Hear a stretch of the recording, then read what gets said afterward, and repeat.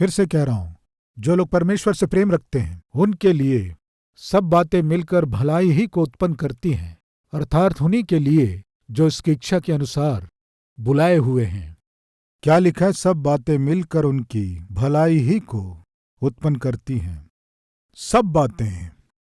मेरे साथ ऐसा अन्याय क्यों हुआ? यस, उस अन्याय को होने के लिए परमेश्वर अनुमति दिया, क्योंकि आपके जीवन में भलाई करने के लिए, जो आपने कल्पना नहीं किया, भला करने के लिए। कैसे? बताता हूं, आइए। यूसुफ जो एक घर में नौकर के रूप में ज्वाइन हुआ, उसके साथ अन्याय हुआ। वो नौकरी खो दिया, चरित्रहीन होने का मोहर भी उस पर लगा दिया गया। उसके गलती ना करने पर भी उसे जेल में डाल दिए। बंदी गृह में यूसुफ रोता हुआ बैठा नहीं रहा। वो रोया नहीं, चिंता नहीं किया, मानसिक रूप से निराश नहीं हुआ। देखेंगे, आइए। 40वां अध्याय 4वां वचन। तब अंगरक्षकों के प्रधान ने उनको यूसुफ के हाथ सौंपा और वह उनकी सेवा टहल करने लगा। अतः वे कुछ दिन तक बंदी गृह में रहे। मिस्र के राजा का पिलाने हारा और पकाने हारा बंदी गृह में बंद थे। उन दोनों ने एक ही रात में अपने अपने उनहार के अनुसार स्वप्न देखा। सवेरे जब यूसुफ उनके पास अंदर गया, तब उन पर उसने जो दृष्टि की तो क्या देखता है कि वे उदास हैं, उदासी के साथ बैठे थे। यूसुफ वहां से गुजरा, उन्हें देखा, वे बहुत उदास थे। कह सकता है ना, इनका मुंह हमेशा उदास रहता है, हमेशा रोने वाले। कह सकता है ना। प्रियो, अगर कोई आपकी दृष्टि में दुख के साथ, वेदना के साथ, निराशा के साथ दिखाई देने से उन्हें देखकर इनका मुंह ही ऐसा है, इसका चेहरा ही ऐसा है, हमेशा रोने का चेहरा, रोने वाली है, इस तरह आप कह सकते हैं, ये आपकी बुद्धि है। यूसुफ भी बंदीगृह में था, उसके साथ अन्याय हुआ, लेकिन वहां कोई दो जन जब बहुत उदास थे, यूसुफ उनके पास जाकर क्या पूछा, देखेंगे। 7वां वचन। इसलिए उसने फिरौन के उन हाकिमों से जो उसके साथ उसके स्वामी के घर के बंदीगृह में थे पूछा, आज तुम्हारे मुंह क्यों उदास हैं?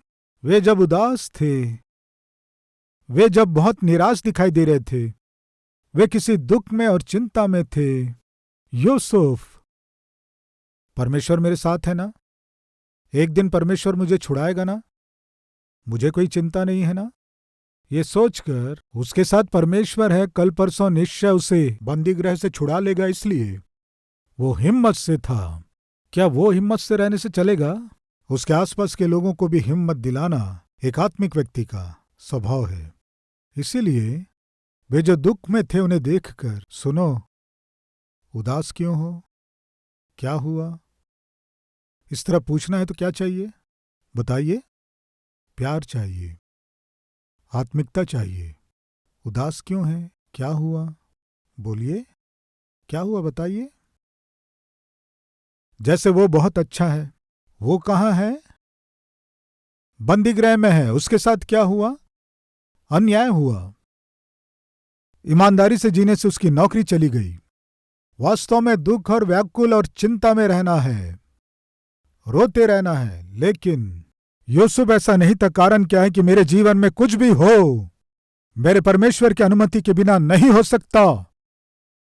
अगर आज मैं इस बंदी गृह में पड़ा हूं तो मेरे परमेश्वर की अनुमति से ही मैं यहां आया हूं।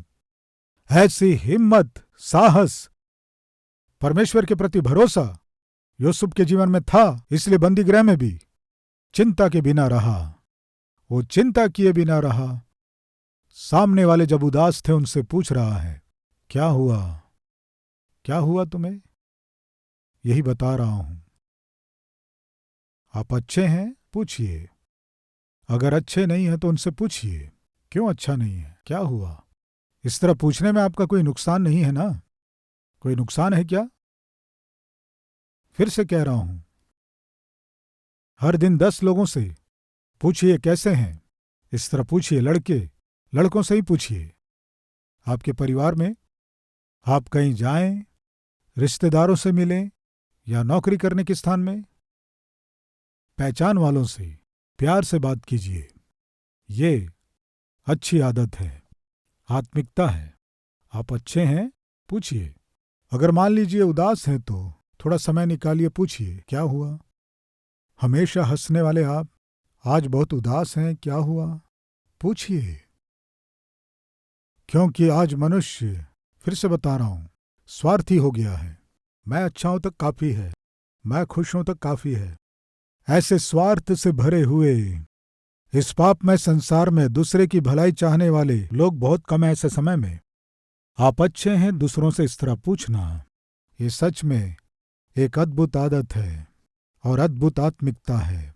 अगर कोई चिंता में है, समझो जो चिंता में है, दुखी हैं, उनसे क्या हुआ, क्यों ऐसे हैं, क्या हुआ, इस तरह पूछना उन्हें हिम्मत देता है। उनके दुख को, चिंता को आपसे बांटने के द्वारा वो दुख थोड़ा कम होता है।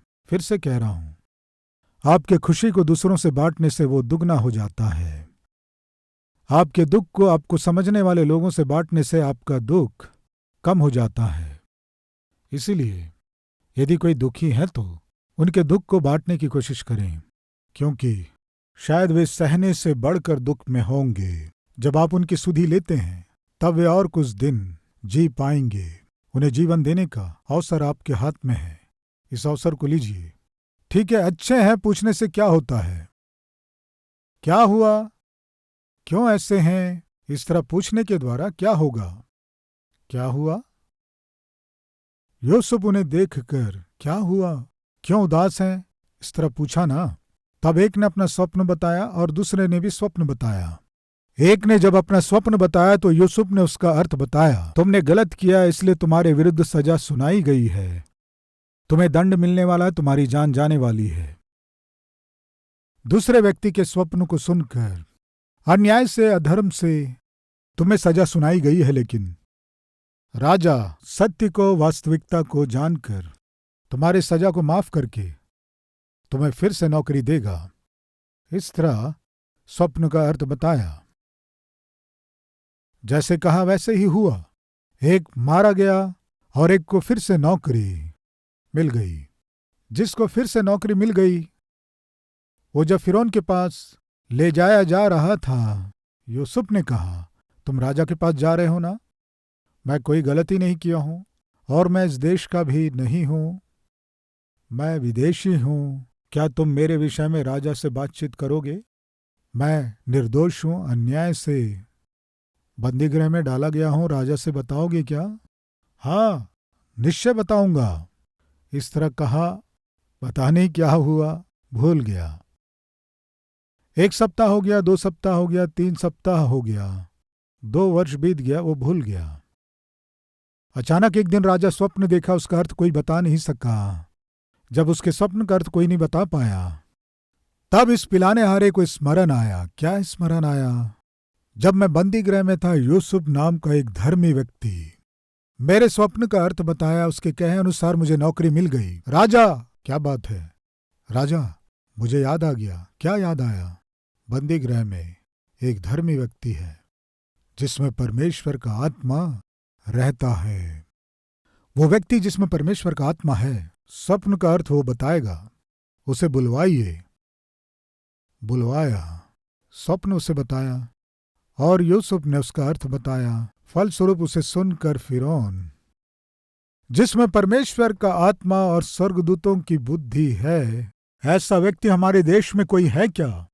इस तरह उसके पास के सारे ज्ञानियों से पूछने से वे एकदम से अवाक रह गए, चकित हो गए।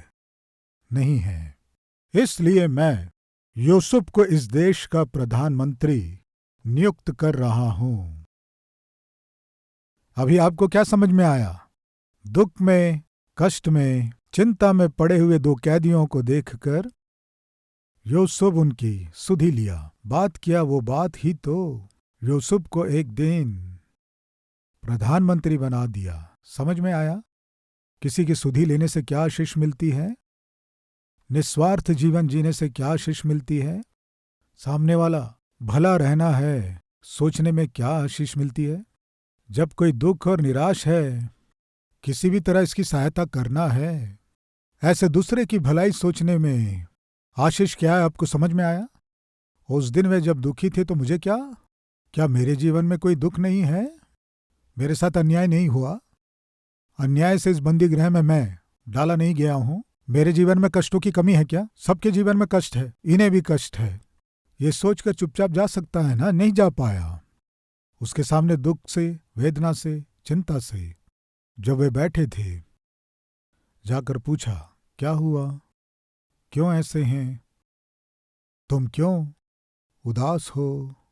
इस तरह जो पूछ सका, वो जो आत्मिकता है ना, वही उस आत्मिक व्यक्ति को देश का प्रधानमंत्री बना दिया।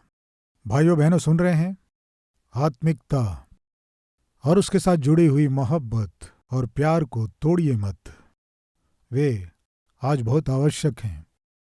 बहुत कम दिखाई देने वाले आत्मिक रत्नों जैसा स्वभाव हमारे जीवन से दूर होने की अनुमति नहीं है। उसके प्रांत से, उसके शहर से, उसके नगर से, उसके देश से उसके लोग जब आए, पोज नहीं मारा नहम्या, बड़ाई की बातें नहीं किया। क्यों आए हो बिना बताए? इस तरह कहा नहीं प्रियो। वो आत्मिक था, इसलिए प्यार से बातचीत किया। कैसे हैं हमारे लोग? हमारे रिश्तेदार कैसे हैं? इस तरह जब बात कर रहा था, उसके सामने जो हनानी था और जो उसके साथ आए थे, वे रोने लगे। क्या बात है? क्यों रो रहे हैं? क्या हुआ? क्या हुआ? वे कहने लगे, हमारे पितरों के कब्रों वाला यरूशलेम नगर जला दिया गया। यरूशलेम के शहरपनाह के फाटकों को जला दिया गया और वहां की प्रजा जो परमेश्वर की प्रजा कहलाती है, वे यहूदी कष्टों में पड़ गए हैं, दुखी हैं, डर से, भय से कांप रहे हैं। उनके द्वारा कही गई इस बात को सुनकर नहम्या सह नहीं पाया। जब उसके लोग दुखी थे, कष्टों में थे, नहम्या सह नहीं पाया। ये है असली और सही आत्मिकता है क्या? मैं पूछता हूं प्रिय भाई और बहन, आपके लोग जब दुखी हों, आपके लोग जब कष्टों में हों, आपके लोग जब दुख तकलीफों में हों, बीमारियों में हो, आर्थिक समस्याओं में हो, तब आपका मन पिघलता है या कठोर ही रहता है? एक बार सोचें। उस दिन नहम्या का मन परमेश्वर का मन था, इसलिए पिघल गया, इसलिए उसकी आंखों से आंसू बहने लगे। कठोर मन नहीं था, पिघल गया था, इसीलिए रोया, दुख उठाया प्रियों। उतना ही नहीं, उपवास रहकर वो क्या किया? अपने लोगों के लिए प्रार्थना किया, पिता, ये लोग तेरी प्रजा है ना, तेरी चुनी हुई प्रजा है ना, तेरे चुने हुए लोग है ना, तेरा निज भाग है ना, तेरा चुना हुआ यरूशलेम है ना, वो जलाया गया है परमेश्वर, जला दिया गया। उपवास रहकर उसके लोग जो कष्टों में थे, उसके लोग जो नाश हो रहे थे, उनके लिए नहम्या रोया। आज ऐसे लोग चाहिए। नाश हो रहे आपके लोगों के लिए रोने वाले चाहिए। परमेश्वर के प्रेम को ना जानकर परमेश्वर के विरोध में काम करने वाले लोगों के विषय में आंसू बहाने वाले चाहिए, रोने वाले चाहिए, परमेश्वर के सम्मुख आकर विनती करने वाले चाहिए।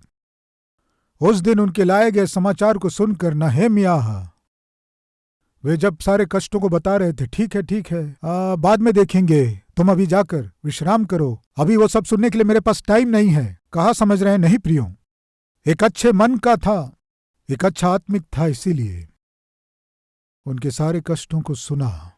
प्रिय भाई और बहन, कोई आपके पास आकर अपने जीवन के कष्टों को आपसे बांटने की कोशिश करने से भागने की कोशिश ना करें, दूर होने की या बचने की कोशिश ना करें। क्यों जानते हैं? आज 100 में 99 लोगों के पास सामने वाले के कष्टों को सुन सकें समय नहीं है, मन भी नहीं है। क्यों जानते? सबके अपने अपने कष्ट हैं। मेरे पास दुख नहीं है, मेरे पास कष्ट नहीं है, मेरे घर में दुख तकलीफ नहीं है, मेरे ही पास बहुत से कष्ट हैं। तुम्हारा सब सुनने के लिए मेरे पास समय कहाँ है? ये सामान्यतः मनुष्य की मानसिकता है। आपको ऐसे रहने की अनुमति नहीं है। प्रिय, जब मैं हैदराबाद आया नौकरी करता था। जब मैं नया नया आया नौकरी करता था। जब मैं नौकरी करता था ऑटो में ही जाया करता था। मेरे बाजू में एक 40 से 50 वर्ष की महिला बैठी। मैं चुपचाप बैठकर जा रहा था। बाबू, असली में क्या हुआ जानते हैं? बोली। बाबू, असली में क्या हुआ जानते हैं? बोली। क्या हुआ बहन? प्रिय, वो उसके घर के दुख और कष्टों को मुझसे विस्तार रूप से बताने लगी। मैं चुपचाप सुन रहा था। ऐसा है क्या, ऐसा है क्या, ऐसा है क्या? उदास मन के साथ बैठकर अपने सारे दुखों को बताने के बाद उसके चेहरे में उदासी नहीं थी। शांति से ऑटो से उतरकर जाने लगी। कारण क्या है कि वो अपने दुख को किसी के साथ बांटी। फलस्वरूप उसके मन का दुख कम हो गया, इसलिए शांति से चली गई। तब मुझे लगा आज मनुष्य के जीवन में कम से कम अपने दुखों को बांटने के लिए भी रिश्तेदार नहीं हैं। इसीलिए तो प्रियो, मैं जो अपरिचित था मुझे सारे दुखों को बताई। प्रिय भाइयों बहनों, आपके मित्रों, आपके रिश्तेदारों के जीवन में आप जो भलाई कर सकते हैं वो क्या है जानते हैं? जब वो दुख में हो, कष्टों में हो, उनके पास जाकर उनके दुख को दूर ना कर पाए फिर भी कम से कम बांटने की कोशिश करें। वही उन्हें महान शांति दिलाती है। यीशु मसीह को देखिए। यीशु रोने वालों के साथ मिलकर रोया। मरियम अपने भाई को खोकर यीशु के चरणों में गिरकर जब वो रोई, लाजर को जीवित करने की सामर्थ होने पर भी यीशु भी रोया। कारण क्या है? प्रेम। उस दुख में प्रभु भी शामिल है, ये बताया। प्रिय, एक सैनिक जलन के साथ इंग्लैंड देश के लिए संघर्ष करते समय देश की रक्षा करने के लिए अपनी जान गंवा दिया, जान को खो दिया। उसकी पत्नी जो अपने पति को खो दी, शांति पा नहीं सकी, बहुत दुख उठाई, बहुत रो रही थी। रिश्तेदार आए, आसपास के लोग आए, उसे सांत्वना देने की कोशिश किए, लेकिन वो शांत नहीं हुई। ये बात उस दिन देश पर जो शासन कर रही थी रानी विक्टोरिया को पता चला। उस सैनिक की पत्नी के पास जाना है, बोली, सारी तैयारियां किए। कहीं दूर गांव में उस सैनिक की पत्नी छोटे घर में रहती थी। उस घर में रानी गई। सारे गांव के लोग इकट्ठे हो गए। रानी रथ से उतरकर उस छोटे से घर के अंदर गई, दरवाजा लगाई। बाहर सारे लोग चर्चा करने लगे। पता नहीं क्या कह रही होगी, क्या बातचीत कर रही होगी, उसे क्या दे रही है, कौन सी नौकरी देने जा रही है, कितना फिक्स डिपॉजिट करने जा रही है, कौन से बेनिफिट्स देने जा रही है, क्या देने जा रही है। सब मिलकर चर्चा कर रहे थे। उसे निश्चय अपने पैलेस में उसे नौकरी देगी। निश्चय बहुत सारी बातें कर रहे थे, चर्चा कर रहे थे। कुछ घंटों के बाद रानी विक्टोरिया बाहर निकली, रथ में सवार होकर चली गई।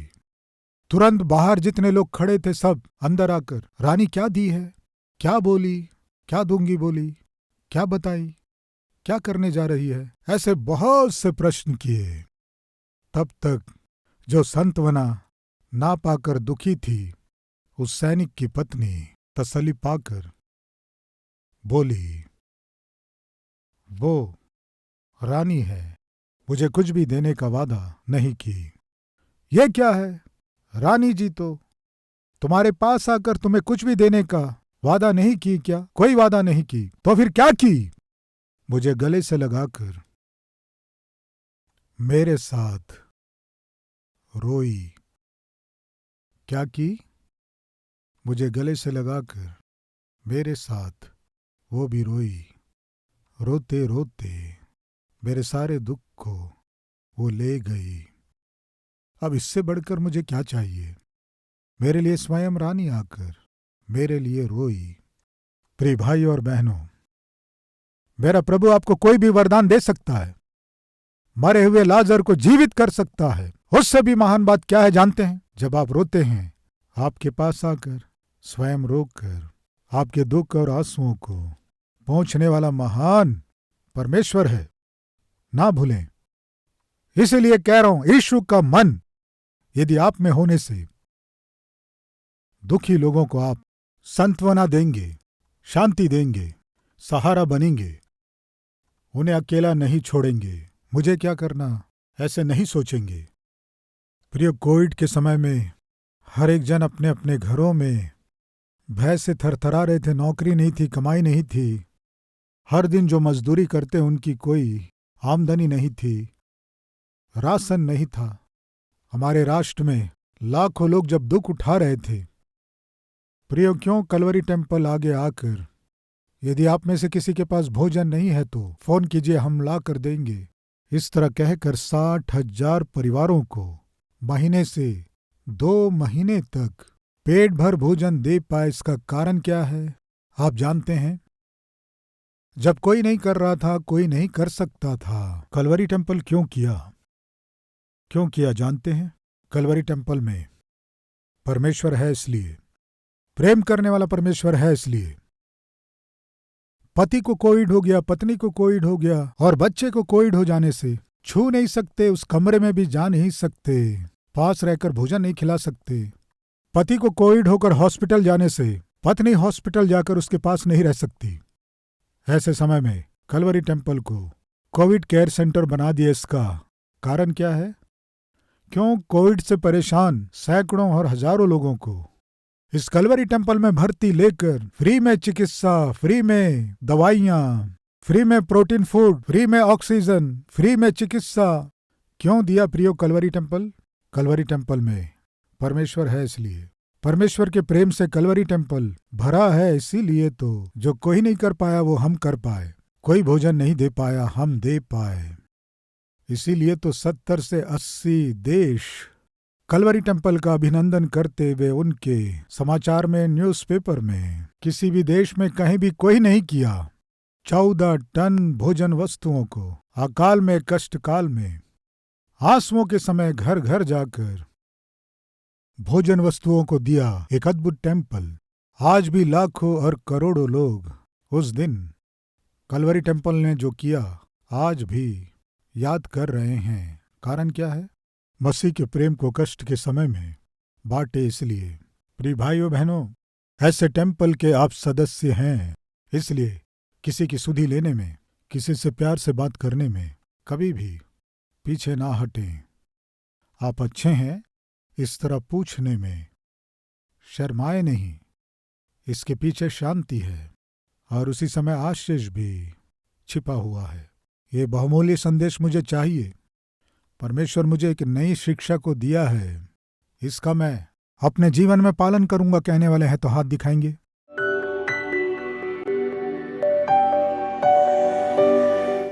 महान पवित्र प्रेमी परमेश्वर पिता उस दिन नहम्याह के पास जब उसके भाई, उसके रिश्तेदार आए, वो अपनी पदवी के कारण और उसके अधिकार के कारण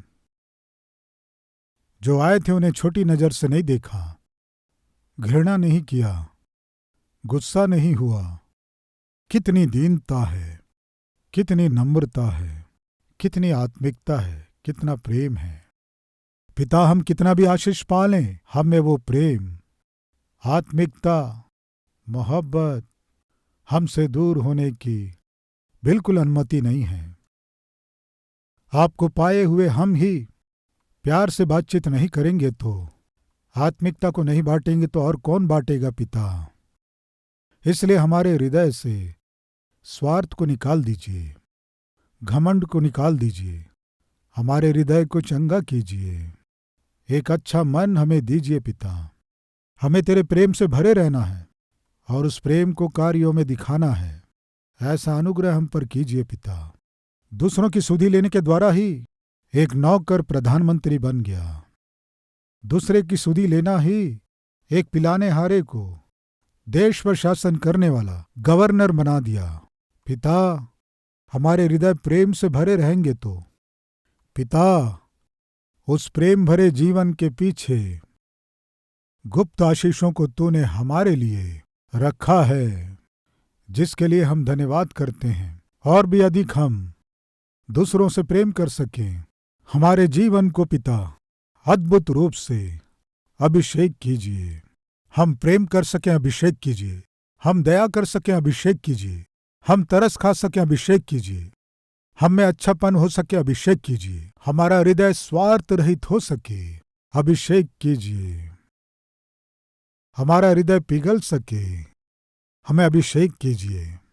उस प्रेम को हम दुनिया को दिखा सकें, ऐसा मन हमें दीजिए। बोए गए इस वचन को कार्यों में दिखा सकें, सहायता कीजिए। यीशु के नाम से मांगते हैं पिता, आमीन। हमारा पता Calvary, post box number 30, Kukatpally, Hyderabad 72।